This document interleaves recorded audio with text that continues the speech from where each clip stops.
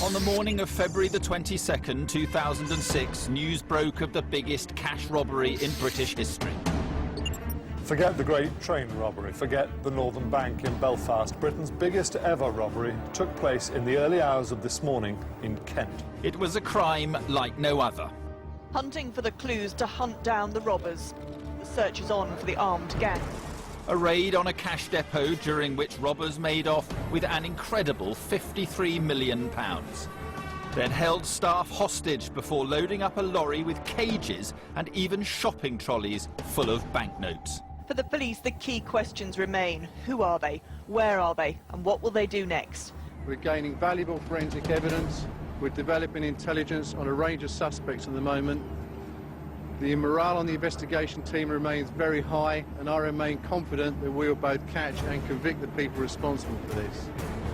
They'd pulled off an audacious crime, but would the armed gang have the cunning to avoid capture and enjoy the spoils of Britain's biggest ever heist?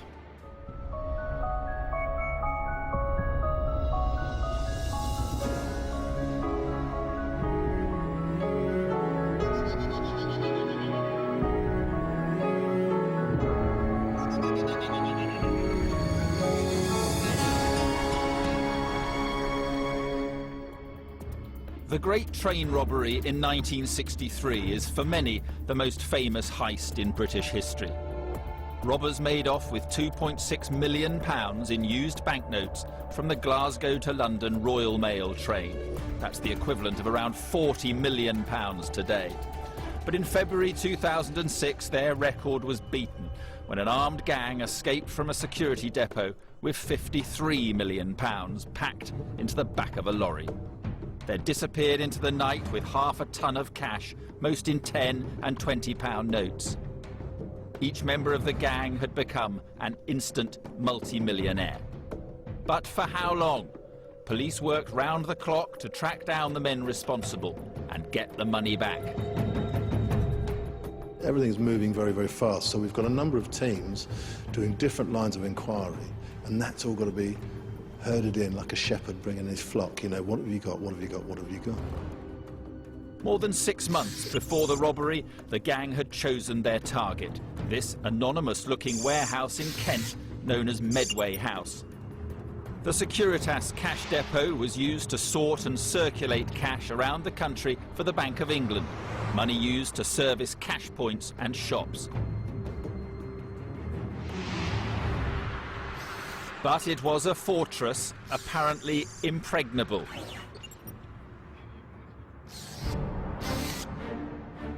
The compound was surrounded by CCTV cameras and high steel fences.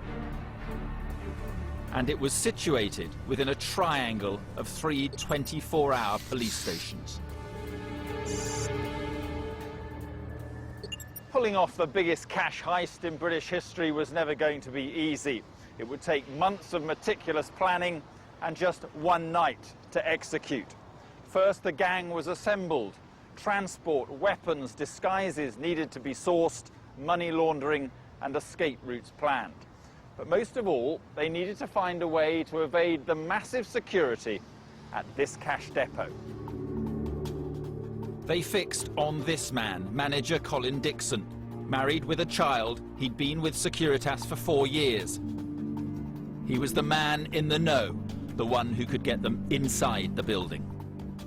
They decided upon a tiger kidnapping, which is a trusted formula with bank robbers, whereby you kidnap an executive, a senior worker in the bank or the cash depot.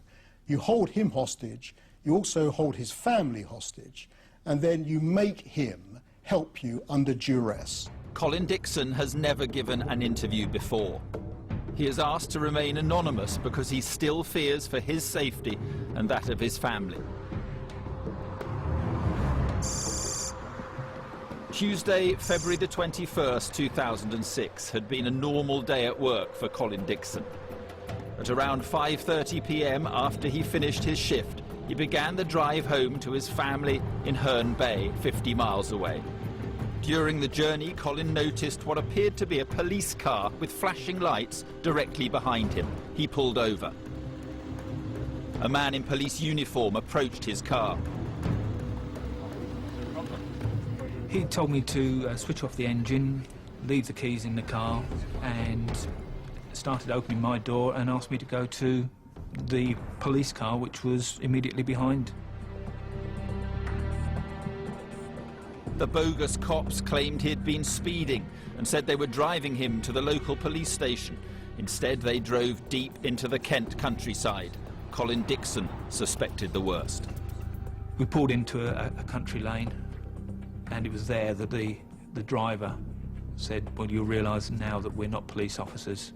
Just do as you're told and you won't get hurt. At this time, the handcuffs were really making my wrists sore. And I was moving my wrist to try and get them comfortable. And the person next to me, there was quite a few expletives, and pulled a handgun, a pistol out of his waistband and said, this is a 9mm, this is to show we're not mucking about. He seemed to be getting very agitated. What I didn't want is for him to think I was doing something to try and, I don't know, escape or whatever, and the gun to go off. I said just now I was scared. Seeing a gun that close was very frightening. Later, he was told to get out of the car and was bundled into a white van. I was blindfolded, my legs were tied together, I was still handcuffed. I'd got no idea what was going on. Well, I'd got a good idea what was going on, I suppose, that a robbery was going to happen and I was going to have to be part of it. I was also thinking, OK, at home, Lynn would be starting to wonder where I am, and there was no way I could contact her.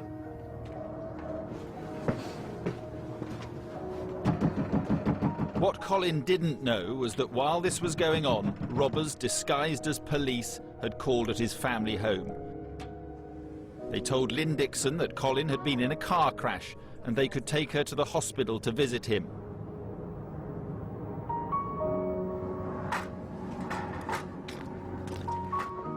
Scooping up her child, she got into the car with the men.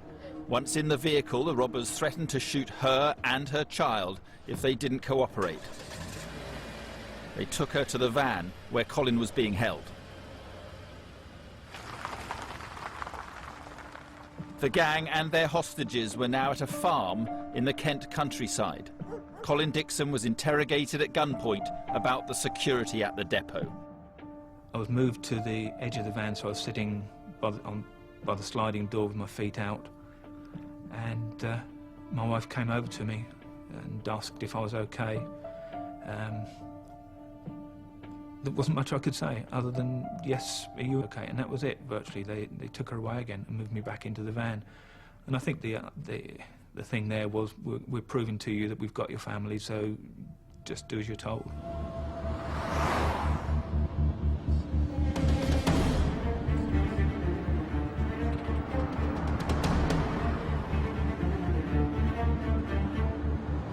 With a gun pointing at his wife and child, Colin Dixon knew the choice he had. Let the gang in the depot or risk being killed alongside his family.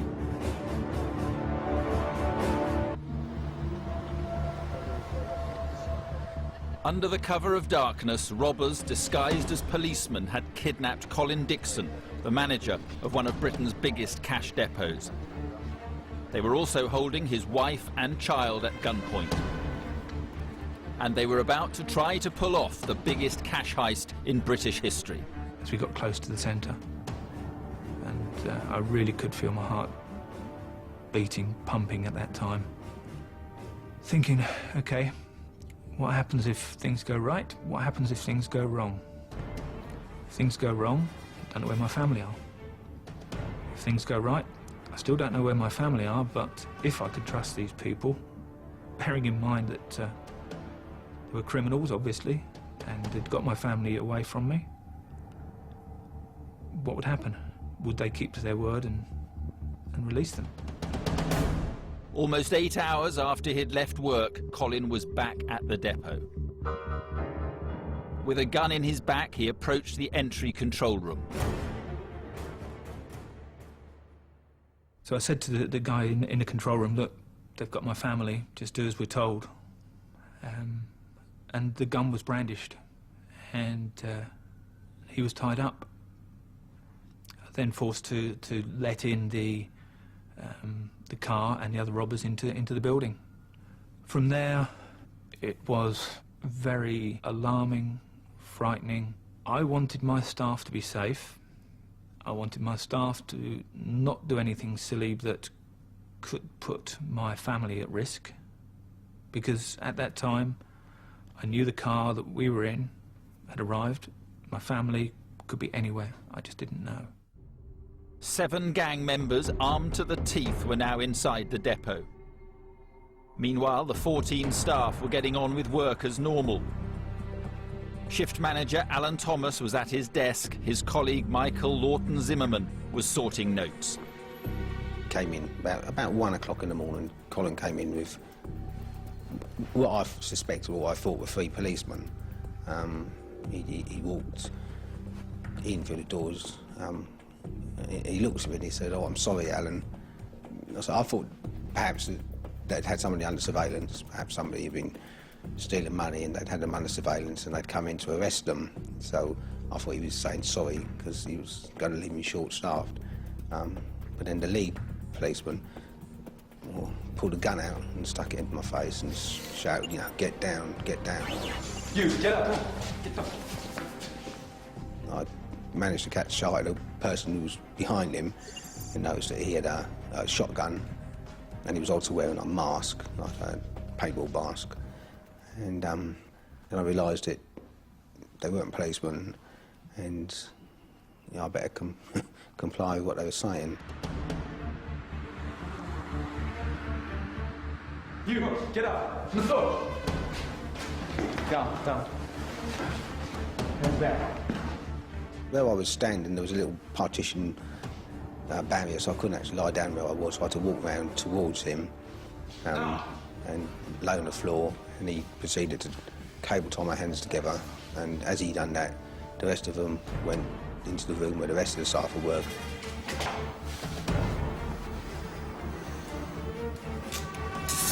I heard someone shouting, turned round and looked, and there was a man standing in a boiler suit, mask, hood over his head, and obviously, and an automatic weapon in his hands. And he asked me to come to the centre of the room, which is what I did.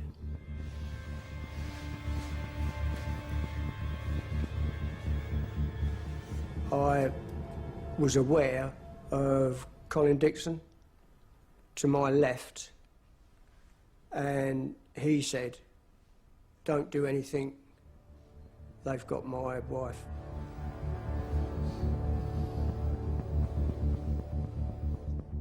And I started to say, look, do as you're told, please, they've got my family. But before I could get too many words out, there were 2 of the robbers standing right behind me, shouting, screaming, I suppose, waving their guns about.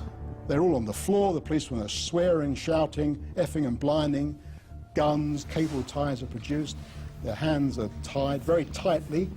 And I remember looking at my staff and thinking, well, God, what have I done?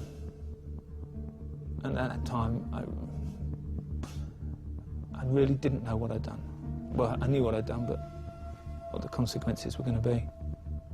One elderly man, his wristwatch is broken by the force that have been tied up with these cable ties.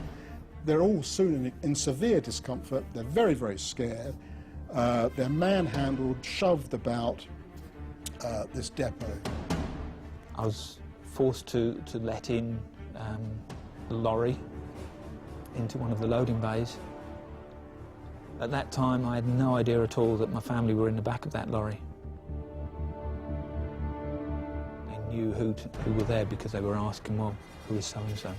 So that to me indicated that not only had they got an insider, but they knew exactly who was going to be in the building at that time. all the staff were forced, and I was then forced to lay on